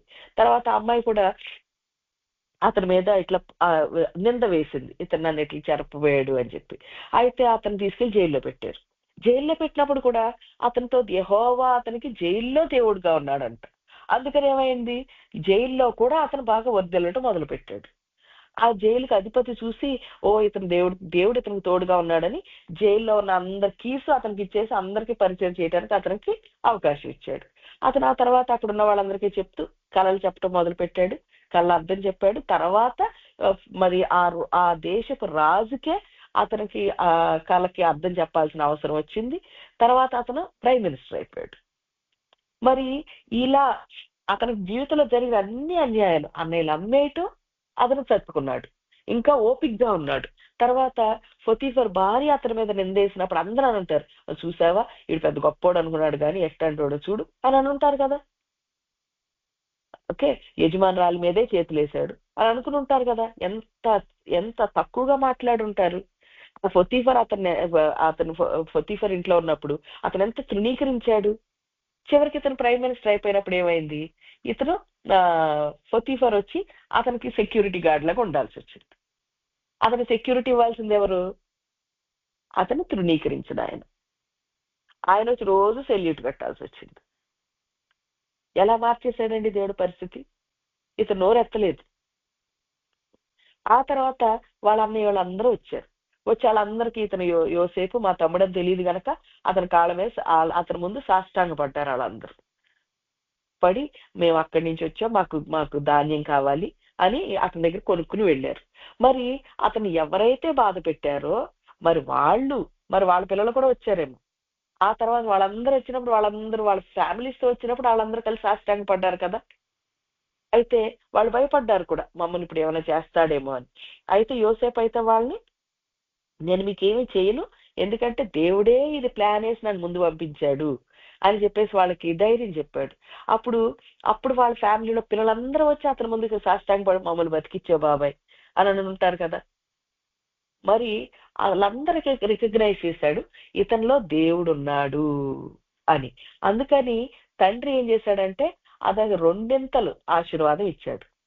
రూబెన్కి రావాల్సినటువంటి ఆశీర్వాదం యోసేపుకి వచ్చింది. అతని గర్భంలో నుంచి యోసేపు కాకుండా ఇఫ్రేము మనస్సే అని 2 తెగల వాళ్ళు వచ్చారు. అలాంటి ఆశీర్వాదం అతను తృణీకరించబడబట్టి, బాధించబడబట్టి, దేవుడు ఎలా చెప్తే అలా నడిచి, ఏ కలిస్తే దాన్ని నమ్మి దాన్ని గట్టిగా పట్టుకున్నాడు గనక అతను తృణీకారం అనుభవించాడు. తర్వాత మళ్ళీ అతని కాళ్ళ మీద అతని దగ్గరికి వచ్చి అతను బాధించిన వాళ్ళందరి పిల్లలు వచ్చి అతని కాళ్ళ మీద పడ్డారు. తర్వాత ఎవరైతే అతను తృణీకరించారో వాళ్ళు వచ్చి పొతీఫర్ వచ్చి అతని కాళ్ళ మీద పడాల్సి వచ్చింది. అలాంటి దీవెన, అలాంటి ఆశీర్వాదం, అలాంటి ఘనత ఈరోజు మీకు నాకు ఇవ్వాలి అని దేవుడు అనుకుంటున్నాడు. అయితే మరి మనం పరిశుద్ధంగా ఉండటంలో ఎక్కడో కొంచెం తగ్గుతున్నాం అనమాట. మరి ఎలా పరిశుద్ధంగా ఉండట్లేదు? మరి యెహోవా సీయోను లాగా ఉండాలి అంటే మనం ఎలా ఉండాలి? మనం ప్రకటన 3వ అధ్యాయం 10వ వచనం, ప్రకటన 3:10 తీసినట్లయితే మనం ఏం చెప్తాడు యేసుక్రీస్తు వారు, మనకు దేవుడు ఏం చెప్తున్నారు? నీవు నా ఓర్పు విషయమైన వాక్యమును గైకొంటివి గనుక భూనివాసులను శోధించుటకు లోకమంతటి మీదకి రాబో శోధన కాలములో నేను నిన్ను కాపాడేదను. నీవు నా ఓర్పు విషయమైన వాక్యమును గైకొంటివి. మనం దేవుని యొక్క ఓర్పు విషయమైన వాక్యాన్ని గైకొనాలంట. అది గైకొన్నట్లయితే మనం పరిశుద్ధులంగా అవుతాం. మరి యెహోవా సీయోను అని మనం పిలువబడతాం. మరి ఓర్పు విషయమైన వాక్యం అంటే ఏంటండి? ఓర్పు విషయమైన వాక్యం అంటే మన జీవితంలో మనం ఎన్నో పరిస్థితులు, అంటే ఇప్పుడు మన కుటుంబంలో ఎవరెవరు ఉంటారు? భర్త ఉంటారు. భర్త విషయంలో మనం ఓపిక కలిగి ఉండాలి. వాళ్ళు మనల్ని బాధ పెట్టినా లేకపోతే మనకి ఇరుకు పరిస్థితులు కలగజేసినా మనం ఓపిక కలిగి ఉండాలి. పిల్లలతో కూడా ఓపిక కలిగి ఉండాలి. ఇంకా మన తల్లిదండ్రులు, మన అక్క చెల్లెళ్ళు, వీళ్ళతో ఓపిక కలిగి ఉండాలి. మన అత్త మామలు, మళ్ళీ మనకి brother in laws, sister in laws, వాళ్ళతోటి. ఇంకా చూసుకున్నట్టయితే మన దగ్గరికి వచ్చే పని వాళ్ళు, మనకి పని చేసేవాళ్ళు, వాళ్ళతో ఓపికగా ఉండాలి. మనం ఎక్కడ ఉద్యోగం చేస్తున్నాం, ఆ ఉద్యోగంలో మనం ఓపికగా ఉండాలి. మనం ఎవరికైతే పని చేస్తున్నాము, అంటే ఇప్పుడు మీ టీచర్ అయితే పిల్లలతోటి ఓపికగా ఉండాలి. నేనైతే నా దగ్గరికి వచ్చే పేషెంట్స్ తోటి ఓపికగా ఉండాలి. అయితే ఈ ఓపికగా ఉండటం నాకు దేవుడు ఫస్ట్ నుంచి నేర్పిస్తా ఉన్నారనమాట. ఈ బోధలోకి వచ్చినప్పటి నుంచి కోప్పడొద్దు, ఓపికగా ఉండాలి. ఒక్కొక్క విషయంలో నేను దేవుడి దగ్గరికి వెళ్ళి అడుగుతా ఉంటాను, దేవా మరి ఈ విషయం వీళ్ళు ఇలా చేస్తున్నారు, నాకైతే ఇది తట్టుకోలేకపోతున్నాను, నాకైతే ఊరికే కోపం వస్తుంది, నేను ఎలా తట్టుకోవాలి, నాకు నేర్పించు అని అడుగుతాను. ప్రతిదానికి ఒక ఆలోచన ఇస్తారు. ఒక్క ఎగ్జాంపుల్ అయితే, మా ఇంట్లో పని అమ్మాయి, ఆ అమ్మాయి పని నాకు అస్సలు నచ్చదు అనమాట. అయితే నేను ఎప్పుడో ప్రేయర్ చేసేది, దేవా నాకు ఈ అమ్మాయి వద్దయ్యా, నేను తీసేస్తాను, ప్లీజ్ నాకు ఈ అమ్మాయి వద్దు అసలుకి అని చెప్పేసి ప్రేయర్ చేశాను. అయితే ప్రేయర్ చేస్తే దేవుడు ఫస్ట్ లో అన్నాడు, ఈ అమ్మాయి నువ్వు ఎన్ని రోజులు పెట్టుకుంటే అన్ని రోజులు నీకు అంటే మనీ విషయంలో నీకు తక్కువ అవ్వదు, ఎప్పుడు నీకు ఎప్పుడు డబ్బులు సఫిషియెంట్ గా ఉంటే అన్నాడు. అంటే సరేలే, అప్పుడు దాకా అప్పులు చేసుకుని వచ్చాను, ఫోన్లే ఇప్పుడు డబ్బులు ఉంటే ఫోన్లే ఎలాగోలా తట్టుకుందాంలే, పనే కదా నేనే చేసుకుంటానులే అనుకున్నాను. అయితే కొన్ని రోజులకి అది కూడా తట్టుకోలేకపోతున్నాను అనమాట. అయితే తట్టుకోలేకపోతే అన్నాను, దేవా నా వల్ల కావట్లేదు, ఈ అమ్మాయి వద్దు నాకు, తీసే ఇంకొక దాన్ని పెట్టుకుంటానన్నా. అంటే ఉపవాసం ఉండి 3 రోజులు ప్రార్థన చేస్తే అప్పుడు దేవుడు అన్నాడు, ఓకే అమ్మాయి పరిస్థితులు బాగలేదు, తను గనక ఇక్కడి నుంచి బయటకు వెళ్ళిపోతే అమ్మాయి పరలోక రాజ్యం కోల్పోతుంది అన్నాడు. అయ్యో పాపం, పోన్లే పరలోకమే కోల్పోద్దంటే నరకం ఎంత బాధాకరం, పోన్లే ఉండనేలే అనుకున్నా. కొన్ని రోజులు ఆ ఐడియా నాకు బాగానే పనిచేసింది, తట్టుకోగలిగాను. అయితే ఇంకా కొన్ని రోజులకి దేవా నా వల్ల కాదు, ఈ అమ్మాయిని నేను తట్టుకోలేను, తీసేదేవా అన్న. అంటే అప్పుడు దేవుడు అన్నాడు, అమ్మాయి గురించి నువ్వు ప్రార్థించే, ఆ అమ్మాయి పరలోకి వెళ్ళకపోతే నువ్వు కూడా పరలోకి వెళ్ళవు అన్నాడు. అంటే నాకు కోపం వచ్చింది అన్నమాట. అదేంటి, ఆ అమ్మాయి వెళ్ళకపోతే నేను వెళ్ళకపోవటం ఏంటి అని నాకు కోపం వచ్చింది. కోపం వచ్చి ఇదేంటి అమ్మాయితో పాటు ఈక్వల్ చేశాడేంటి దేవుడు నన్ను అనుకున్నాను నేను. అయితే అప్పుడు అయ్యగారు వాక్యం చెప్తూ అన్నారు, ఒక 10 మందిని చాలా దుర్మార్గులు దేవుడు చూపించాడంట అయ్యగారికి, వాళ్ళు పరలోకంకి వెళ్తేనే నువ్వు పరలోకానికి వెళ్తావు, వాళ్ళు వెళ్ళకపోతే నువ్వు వెళ్ళవన్నాడంట. అంటే వాళ్ళ కోసం అంత ప్రార్థన చేయాలి, నేను ఇప్పుడు వాళ్ళ కోసం అంత ప్రార్థన చేస్తున్నాను అన్నారు. అంటే అప్పుడు నాకు అర్థమైంది, ఓహో అంటే ఈ అమ్మాయి గురించి నేను అంత ప్రార్థన చేయాలన్నమాట అనుకున్నా. అని అయినా నాకు కొంచెం బాధ అనిపించింది, అయినా ప్రార్థన చేస్తా ఉన్నాను. ప్రార్థన చేస్తా ఉంటే తర్వాత అమ్మాయి ప్రైజ్ అండ్ వర్షిప్ లీడర్ అయింది వాళ్ళ చర్చిలో. తర్వాత మేము మా ఇంట్లో ప్రేయర్ మీటింగ్ పెట్టిన తర్వాత మా ఇంట్లో ప్రైజ్ పాటలు లీడ్ చేయటం అవన్నీ తను మొదలుపెట్టింది. నాకు అర్థమైంది, ఓకే ఇక్కడ దేవుడు ఒక సంఘం ఏర్పాటు చేయాలనుకుంటున్నాడు, దీనికి అమ్మాయి ప్రైజ్ అండ్ వర్షిప్ లీడర్ అవ్వాలి, ఇట్లా ప్రేయర్ లీడ్ చేయాలి, అమ్మాయి పాటలు అవన్నీ లీడ్ చేయాలి, అందుకనే ఇన్ని రోజులు తట్టుకోమన్నాడు అనుకున్నాను. అయితే ఇప్పుడేమైందంటే మా వారికి లాస్ట్ వీక్ చెప్పాను కదా, మా వారికి బ్లడ్ కౌంట్స్ ఎక్కువైపోయింది, 88,000 అయిపోతే ఏ చిన్న ఇన్ఫెక్షన్ వచ్చినా సరే ఆయనకి బాగా డేంజరస్. అందుకని నేను ఇప్పుడు ప్రార్థన చేస్తున్నాను అనమాట, దేవా ఆయనకి ఏం కాకుండా చూడు అని ప్రార్థన చేస్తున్నాను. ఏమి ఇన్ఫెక్షన్ రాకూడదు, ఆయనకి ఏం అవ్వకూడదు అని ప్రార్థన చేస్తున్నాను.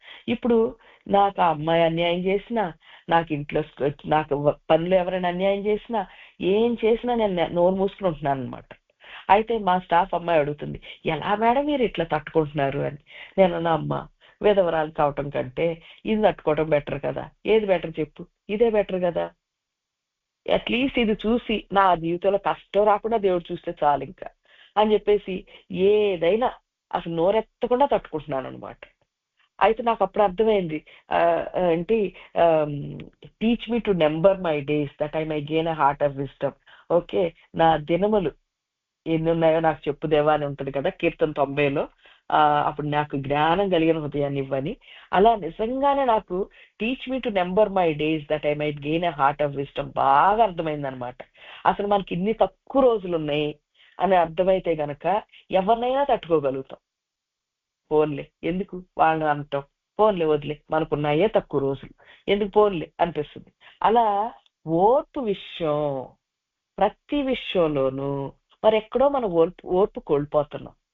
మరి ఇంట్లో కోల్పోతున్నామో ఎక్కడైనా కోల్పోతున్నామేమో. అది ఆ ఓర్పు దేవుడు ఓర్పు కలిగి ఉండు అని మనకు నేర్పిస్తున్నాడు. ఆ మాట గనక మనం గైకొన్నట్లయితే అప్పుడు గనక ఇది మనలో చూపిస్తున్నట్టు, మనలో ఉన్నట్టు కొలత. ఎక్కడ మనం ల్యాక్ అవుతున్నామంటే ఇదనమాట, ఇది కొరత మనలో. ఆ ఓర్పు కలిగి ఉన్నట్లయితే మరి ఏ విషయంలో ఎవరి గురించి ఓర్పు కలిగి ఉండాలి, మరి ఎవరికి వాళ్ళ మనమే చెక్ చేసుకోవాలి. మనం ఎవరిని తట్టుకోలేకపోతున్నాం, అది వాళ్ళదే తప్పై ఉండొచ్చు, కానీ మనం తట్టుకోలేకపోతున్నాం. అలాగ ఓర్పు విషయమై మనం తట్టుకున్నట్లయితే, దేవుడు మాటను మనం గైకొన్నట్లయితే, అప్పుడంట మనకి భూనివాసులను శోధించుటకు లోకమంతటి మీదకి రాబో శోధన కాలంలో నేను నిన్ను కాపాడేదను. ఇప్పుడు కరోనా వచ్చింది, లోకం అంతటి మీదకి శోధించే కాలం వచ్చింది. అయితే ఆ టైంలో మనం ఎవరైనా చనిపోలేదు, ఇంకా దానికంటే ఇంకా భయంకరమైనది రాబోతుందంట, లోకం అంతటి మీదకి శోధించేది. దానిలో నుంచి దేవుడు మనల్ని కాపాడుతాడంట. అయితే మరి ఎక్కడ మనం ఓపిక పట్టలేకపోతున్నాం, ఆ విషయాన్ని మనం చూసుకుందాం. సరే ఓపిక పడతాను, నేను తట్టుకుంటాను. సో తట్టుకుంటే మరి అయినా నాకు బాధే వస్తుంది, కానీ నాకేం దీనిలో సంతోషం రావట్లేదు. వాళ్ళు వచ్చి నా కాళ్ళ మీద పడతారు, ఎప్పుడో పడతారు, అప్పుడు దాకా నేను వెయిట్ చేయాలి. మరి నా గుండెకాయన గాయం సంగతి ఏంటి? నేను ఎప్పుడు బాధపడుతున్నా కదా, నన్ను బాధించారు కదా, నాకెంత పెద్ద గాయం అవుతుంది నా హృదయంలో. దాని సంగతి ఏంటి అంటే మనకి ఈరోజు దేవుడు కీర్తన 147:3 చెప్తున్నాడు. కీర్తన 147:3, గుండె చెదిరిన వారిని ఆయన బాగు చేయువాడు, వారి గాయములు కట్టువాడు. చూడండి, యోబు ఉన్నాడు.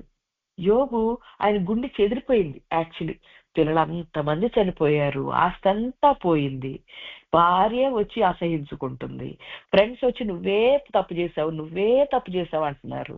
అయితే ఇతను అంటున్నాడు, మీరు నాకు ఆదరణకర్తలు కాదు, నాకు బాధకే మీరు కర్తలు అంటున్నాడు. ఆయన గుండె చెదిరిపోయింది. ఏంటా లైఫ్ లో ఎవ్వరు తోడలేరే, ఎవ్వరు పట్టించుకోవట్లేదే, నా మాట ఎవ్వరు వినట్లేదే అని చెప్పేసి ఆయన గుండె గాయం అయిపోయింది. కానీ ఆయన దేవుడు మళ్ళీ స్వస్థత ఇచ్చి ఆయనకి 2 ఆశీర్వాదం ఇచ్చి మళ్ళీ పిల్లలు పుట్టినప్పుడు ఆయన గుండె ఏమైపోయిందండి? అసలు ఆ బాధ అంతా అసలు నిజంగా జరిగిందా అన్నట్లుగా అయిపోయింది ఆయనకి. ఆయన బాధ అంతా, గాయం అంతా కట్టుబడిపోయింది. ఆయన గుండె మామూలుగా నిబ్బరంగా అయిపోయింది. మరి అలాంటి పరిస్థితి, మనం బాధించబడబట్టి ఏం కోల్పోయామో, ఎక్కడ గాయపడ్డామో అదంతా దేవుడు తీసేస్తాడంట. అయితే ఇది అంతా ఎప్పుడు జరుగుతుందండి? మన గుండె గాయం కట్టాలి, మరి మనకి లోకం అంతటి మీదకి వచ్చే శోధ నుంచి మనకు తప్పించాలంటే మనం ఏం చేయాలి? మనకి చెప్పిన వాక్యంలో చెప్పాడు, ఓకే, మన మీద వెలుగు వచ్చింది, మనం ఏం చేయాలి? నీకు వెలుగు వచ్చి ఉన్నది, లెమ్ము తేజరిల్లుము. మరి ఈరోజు మనకి ఏం వెలుగు వస్తుంది అంటే, దేవుడు మనకి లూకా 10:19 దేవుడు మనతో మాట్లాడుతున్నాడు. ఏమనంటే, ఇదిగో పాములను తేళ్లను తొక్కుటకును శత్రు బలవంతుటి మీదను నీకు అధికారం అనుగ్రహించి ఉన్నాను, ఏదియు నీకేమాత్రము హాని చేయదు. దేవుడు యేసుక్రీస్తు వారి లోకంలో ఉన్నప్పుడు ఆయన శిష్యులందరినీ ఇద్దరిద్దరుగా పంపించారు. పంపించి దేనికి పంపించారండి? పరిచర్యకి వెళ్ళినప్పుడు వాళ్ళు ఏం చేశారు? ఏ ఇంట్లోకి వెళ్తే ఆ ఇంట్లో, ఈ ఇంట్లో నా సమాధానం ఉండును గాక అని చెప్పేసి మీరు చెప్పండి, వాళ్ళు ఏది పెడితే అది తినండి, వాళ్ళ ఇంట్లో వాళ్ళందరికీ స్వస్థత దయచేయండి, మీరు దేవుని రాజ్యం గురించి అక్కడ చెప్పండి అని చెప్పేసి పంపించారు. వాళ్ళు పంపించినప్పుడు 72 మంది వెళ్ళి వాళ్ళు వాపసు వచ్చినప్పుడు చాలా సంతోషంగా వచ్చారు. వస్తే అప్పుడు యేసుక్రీస్తు వారు వాళ్ళతో అంటున్నారు, అదే మాట ఈరోజు మనతో అంటున్నాడు దేవుడు. ఏమని? ఇదిగో పాములను తేళ్లను త్రొక్కుటకు శత్రు బలవంతటి మీద. పాములు అంటే అబద్ధ బోధ. ఎవరైనా అబద్ధ బోధ చెప్తారు కదండి, అంటే సాతాను ఏం చేస్తాడు? అంతా రైట్ చెప్తాడు, ఒక్క చిన్న తప్పుని, దాని ఒక్క చిన్న అబద్ధాన్ని ఇంట్రడ్యూస్ చేస్తాడు, అక్కడ కన్ఫ్యూజ్ చేస్తాడు. చేసి ఏంటి? నువ్వు చర్చికి వెళ్ళు, పర్వాలేదు వెళ్ళు, కానీ నువ్వు పరిశుద్ధాత్మను పొందుకోవద్దు. పరిశుద్ధాత్మ అంటే ఒక రిజెక్షన్, ఎవరికి ఇష్టం ఉండదు. భాషలో మాట్లాడటం అంటే అది ఏంటి, పిచ్చి అనుకుంటారు, అదొక రిజెక్షన్. ఇదంతా పాములు బోధ. మరి అది అంత అబద్ధం. ఉట్టి పరిశుద్ధాత్మ అంటే అది లేదు, భాషలు లేవు, ఈ ఏంటి ఇట్లా తప్పట్లు కొట్టడం ఏంటి, ఇదేంటి ఎగరటం ఏంటి, గద్దులు ఏంటి అంటారు, ఇట్లా ఏడుపులేంటి ప్రార్థనలు అంటారు. ఇదంతా పాముల బోధ. కానీ ఆ బోధ మీద మనకు అధికారం ఇస్తున్నాడంట దేవుడు. అంటే దాన్ని ఖండించటానికి గాని, దాన్ని తిరిగి తిప్పి మనం వాళ్ళకి కరెక్ట్ బోధ చేయటానికి మనకు అధికారం ఇస్తున్నాడంట. ఇంకా తేళ్లను తొక్కుటకు. తేళ్ళంటే తేలేం చేస్తుందండి? కాటేస్తుంది. ఇప్పుడు సాతాను ఏం చేస్తాడు? మనలో అబద్ధపు ఆలోచనలు కలగజేసి ఎవరో ఒకరి మీద కోపం పుట్టిస్తాడు. తేలు ఏం చేస్తుంది? కోపం, కక్ష, పగ ఇవన్నీ పెట్టుకుంటది. అయితే ఈ సాతాను బలవంతటి మీదకి, సాతాను బలం అంటే ఏంటి? సాతాను ఎట్లా పనిచేస్తాడంటే మనలో గర్వం కలగజేస్తాడు. తర్వాత మనకేమొస్తుంది? మన గర్వం రావటం బట్టి పక్క వాళ్ళ మీద మనకు కోపం వస్తుంది, వాళ్ళు చేసిన పనులు మనం తట్టుకోలేం. తర్వాత దాని ద్వారా మనలోకి సాతాను శక్తులు ప్రవేశిస్తాయి. సాతాను శక్తులు వచ్చి మన మైండ్ గజిబిజి అయిపోతుంది. మందనే కదా, ఎవరిదైనా మైండ్ గజిబిజి, ఊరికే పోట్లంతా ఉంటారు వాళ్ళు, ఇంట్లో సమాధానం ఉండదు, ఇలా ఉంటుంది. అలాంటి అసమాధాన పరిస్థితుల మీద మనకు అధికారం ఇస్తున్నాడంట దేవుడు. వాటిని మనం త్రొక్కుటకు శత్రు బలవంతటి మీద. అయితే మనం ఎక్కడికైతే దేవుడు పంపించాడో, ఎవరికి వాక్యం చెప్పమంటున్నాడో, ఎవరొచ్చి మన దగ్గర సిస్టర్ నాకు ఇట్లా కష్టం ఉంది ఏం చేయమంటారు అడుగుతున్నారో, వాళ్ళ జీవితంలో సాతాను ఎలాంటి బలం ఉపయోగిస్తున్నాడో ఆ బలం మీద మనకి అధికారం. అంటే దాని గురించి మనం ప్రార్థన చేస్తే సాతాను బలం అక్కడి నుంచి వెళ్ళిపోతుంది. సాతాను అక్కడ నిర్వీర్యం అయిపోతాడు అనమాట, బలహీనుడైపోతాడు. వాళ్ళలో నుంచి వాళ్ళ మీద దయ్యాలున్నాయా మనం ప్రార్థన చేస్తే దయ్యపు శక్తులు మనం బంధించగలుగుతాం. ఇంకా వాళ్ళ అబద్ధ బోధలో ఉన్నారా, అబద్ధపు ఆలోచనలో ఉన్నారా, తప్పుడు ఆలోచనలో ఉన్నారా, వాళ్ళు దాన్ని మనం ఏం చేస్తే దాని మీద మనంతటి మీద మనకు అధికారం ఇచ్చాడు. మనకి అప్పుడు కనుక మనం ప్రార్థన చేస్తే కరెక్ట్ గా ఏ మాటలు చెప్పాలో ఆ మాటలు మనకి ఇస్తాడు దేవుడు. అప్పుడు మనం ఏం చేస్తా ఆ పాము బోధలో నుంచి మనం తప్పించగలుగుతాం. ఇంకా తేళ్లు వాళ్ళలో ఉన్నట్టు కోపం వస్తుందా వాళ్ళకి, లేకపోతే వాళ్ళు అరుస్తున్నారా, లేకపోతే ఇంట్లో గొడవలుగా ఉన్నాయా, అన్నిటి మీద మనకు అధికారం ఇచ్చాడు దేవుడు. దాని గురించి మనం ఎత్తిపెట్టి ప్రార్థన చేసినట్లయితే దాని నుంచి వాళ్ళందరూ విడిపించబడతారు. అలాంటి అధికారం మనకి ఇచ్చాడు దేవుడు. మనం అనుకుంటాం ఇప్పుడు అయ్యగారు చేసినట్టుగానే మనం దయ్యాలు బంధించడం ఇదే అనుకుంటాం మనం. కానీ ఎవరైతే ఎలాంటి అబద్ధపు ఆలోచనలో తప్పుడు ఆలోచనలో ఉంటే వాళ్ళకి మనం కౌన్సిలింగ్ ఇస్తే వాళ్ళ మన మాటకు లోబడి ఏం చేస్తారంట, వాళ్ళు మనం దేవుడు చెప్పే మాటలోకి వచ్చేస్తారంట. అయితే మనం ఏమనుకుంటున్నాం, వాళ్ళు మనల్ని బాధపెడతారేమో, మనం అంటే తృణీకరిస్తారేమో అనుకుంటున్నాం. కానీ మనకి సాతాను బలవంతటి మీద దేవుడు అధికారం ఇస్తున్నాడు. ఎవరికి మనం ఏ ప్రార్థన చేస్తే, ఎవరికి ఏ మాటలు చెప్తే వాళ్ళు దానికి లోపడతారు. మనం ఏ ప్రార్థన చేస్తే ఆ ప్రార్థన దేవుడు జరిగిస్తాడు. అందుకని ధైర్యంగా నీకు శత్రు బలవంతటి మీదను నీకు అధికారం అనుగ్రహించున్నాను, ఏది నీకే మాత్రము హాని చేయదు. మనం అనుకుంటాం అమ్మో వీళ్ళ మీద ఇంతకు ముందు ఫస్ట్ లో మేము ప్రేయర్ చేసినప్పుడు ఎవరికైనా బంధించాలి దేవుడు సాతాను శక్తులు బంధించడానికి ప్రార్థన చేస్తే అప్పుడు మాకు ఏదోటి అయ్యేది, బాగా నీరసం రావటమో అట్లా అయ్యేదన్నమాట. అయితే ఏంటి దేవా ఎప్పుడు బంధించినా ఏదోటి ఇట్లా అవుతుంది, ఏదైనా సిక్ అవటమో ఏదోటి అవుతుంది అంటే అప్పుడు దేవుడు చెప్పాడు, ఎవరి మీద మీరు బంధించినా తర్వాత మీ మీద మిమ్మల్ని నా మీద నా కుటుంబం మీద, నా పిల్లల మీద, నా ఇంటి మీద ఉన్న ప్రతి దాని మీద నేను సాతాను అంధకార శక్తులను బంధిస్తున్నానని చెప్పేసి బాగా బంధించాలి అని చెప్పారు. తర్వాత మా ఇంట్లో ఎవ్రీ ఫ్రైడే ప్రేయర్ పెడుతున్నాం. ఆ ప్రేయర్ అయిన తర్వాత కూడా బాగా బంధించాలి మీ కుటుంబం మీద అన్నారు. సో అలా మనకి ఏమి మనకు హాని చేయకుండా మీరు కనుక ఇప్పుడు కనుక ఎవరి మీదైనా సాతాను శక్తులు బంధించడం మొదలు పెట్టారంటే ఇది నాకు దేవుడు నేర్పించింది. మీరు ఎవరి మీదైనా బంధించిన తర్వాత మీ మీద మీ కుటుంబం మీద కూడా మళ్ళీ బంధించండి. ఎవరికోసమైనా వాళ్ళ మీద చీకటి శక్తులు బంధిస్తాను ప్రార్థన చేస్తే మళ్ళీ ఆ చీకటి శక్తులు మీకు హాని చేయకూడదు. అందుకని మీ మీద మీరు బంధించుకోవాలి, అవి ఏమి మనకు హాని చేయవంట. అయితే ఈరోజు దేవుడు మనకి ఏం చెప్తున్నాడండి, మనకి చెప్తున్నది మనల్ని బాధించిన వారి సంతానపు వారు వచ్చి మన ఎదుట సాగిలు పడతారంట. మనల్ని తృణీకరించిన వారు వచ్చి మన పాదాల మీద పడతారంట. మనం యెహోవా పట్టణమని ఇశ్రాయేలు పరిశుద్ధ దేవుని సియోనని మనకు పేరు పెడతారంట. అయితే దీనికి మనం ఓపిక కలిగి ఉండాలి. ఓర్పు విషయమై నా వాక్యము గైకొంటివి గనుక మనం ఓపికగా ఉండాలి. మరైతే దీన్ని మనం ఏం చేయాలి, ఇది పరిచర్యలో తృణీకరించబడినట్లయితే పరిచర్యలో మనకి ఎవరు మన దగ్గరికి వచ్చినా వాళ్ళకి ఎవరికి పరిచయం చేయమని దేవుడు పంపించినా వాళ్ళు ఏ సాతాను బోధలో ఉన్నారో విడిపించాలి, సాతాను శక్తుల్లో వాళ్ళు బందీ అయిపోయి ఉన్నారో వాళ్ళు విడిపించాలి. అయితే ఇది దేవుని యొక్క ఆజ్ఞ మనకిచ్చేది. మనకి దేవుడు ఏమంటున్నాడంటే సామెతలు 4:4 ఆయన నాకు బోధించుచు నాతో ఇట్లనెను, నీ హృదయము పట్టుదలతో నా మాటలు పట్టుకొననిమ్ము, నా ఆజ్ఞలు గైకొని ఎడల నీవు బ్రతుకుదువు. ఈరోజు మనకి ఏదైనా అనారోగ్య పరిస్థితి ఉందేమో, ఏదైనా మనం బ్రతుకుతామా అనేటువంటి ఏదైనా భయం ఉందేమో.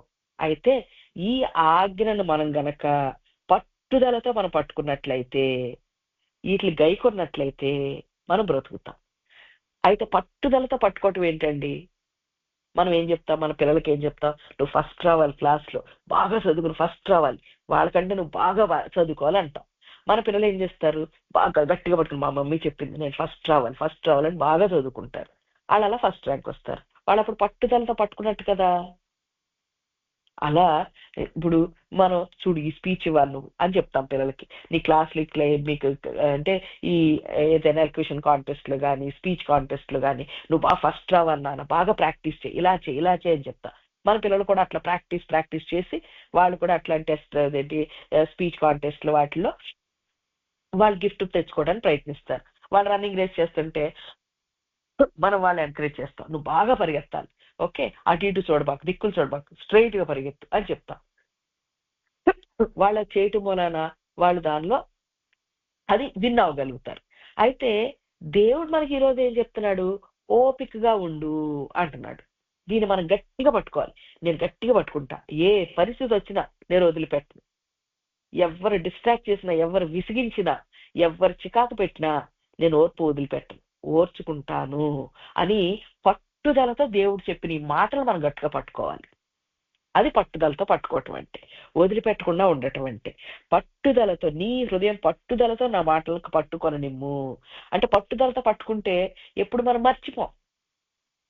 సడన్ గా కోపం ఎవరైనా చేసినప్పుడు మనకి మనకి మనకి రిటాలియేట్ అవ్వాలి, మనం కూడా తిట్టాలనిపిస్తుంది, మనం కూడా వాపస్ అనాలనిపిస్తుంది. కానీ దేవుడు ఏం చెప్పాడు? ఓర్చుకోమన్నాడు, గట్టి పట్టుకుంటా, నేనేమన్నా అని చెప్పేసి దీన్ని గట్టిగా పట్టుదలతో ఈ మాటలు మనం హృదయం పట్టుకోవాలన్నమాట, ఎప్పుడు మర్చిపోకూడదు. అయితే నా మాటలు పట్టుకొని నా ఆజ్ఞలు గైకొని ఎడల నీవు బ్రతుకుదువు. ఏ విషయంలో అయినా రేపేమైనా అవుతుందేమో, మళ్ళీ పెద్దవాళ్ళం అయిపోయాక మన సంగతి మన విషయం ఏమైపోతుందో, మనకేమైనా అనారోగ్యం వస్తుందేమో, మనం ముందే చనిపోతామేమో, ఇలాంటి భయాలు ఏమన్నా ఉంటే ఇది గనక మనం చేసినట్లయితే మనం బ్రతుకుతాం. మనకు అలాంటి అకాల మరణాలు కానీ యాక్సిడెంట్లు కానీ ఇలాంటివి ఏమీ కాకుండా దేవుడు కాపాడుతాడు. ఎప్పుడండి? మనం ఇట్లా ఓపిగ్గా ఉన్నట్లయితే, ప్రతి పరిస్థితులను ఓపిగ్గా ఉన్నట్లయితే, తర్వాత మన దగ్గరికి వచ్చే వాళ్ళందరికీ కూడా వాళ్ళు ఏ అబద్ధ బోధలో ఉన్నారో దాని నుంచి వాళ్ళు బయటికి తీసుకొచ్చి, తర్వాత వాళ్ళ సాతాను బలవంతటిని వాళ్ళు నిర్వీర్యం చేసి వాళ్ళు విడిపించినట్లయితే, అప్పుడు చూసిన వాళ్ళందరికీ మనం ఎలా కనిపిస్తాం? మనం యెహోవా పట్టణంలాగా ఉంటాం. యెహోవా మనల్ని కట్టాడు అని వాళ్ళకి అర్థమవుతుంది. ఇంకా మళ్ళీ మనం యెహోవా ఇశ్రాయేలు పరిశుద్ధ దేవుని నివాసమైన సియోన్ అనియు వారు మనకు పేర్లు పెడతారు. ఇలా మనం ఉండి ఈ ఆశీర్వాదాన్ని మనం పొందుకుందాం. ఏంటి? లోకం అంతటి మీదకి వచ్చే శోధన నుంచి దేవుడు మనం తప్పిస్తాడంట, మన గుండెని కడతాడంట, మన గాయానంతటిని ఆయన బాగు చేస్తాడంట, ఇంకా మనం బ్రతికిస్తాడంట. మరి ఇంత మంచి వాగ్దానం ఈ రోజు ఇస్తున్నాడు గనక మనం ఏ విషయంలో మనం ఓపిక కోల్పోతున్నామో, ఏ విషయంలో విసుగులోకి వెళ్ళిపోతున్నామో, ఏ విషయంలో తట్టుకోలేకపోతున్నామో, దేవా నేను ఖచ్చితంగా తట్టుకుంటానయ్యా, నాకు రోజు ఓపికని, రోజు ఓర్చుకునే శక్తిని వారు ప్రార్థన చేద్దాం, అడుగుదాం, ఇలా పొందుకుందాం. దేవుడి వాక్యాన్ని దీవించును గాక. ప్రార్థన చేసుకుందామండి. పరలోకమందున్న మా తండ్రి, నీ నామం పరిశుద్ధపరచబడును గాక.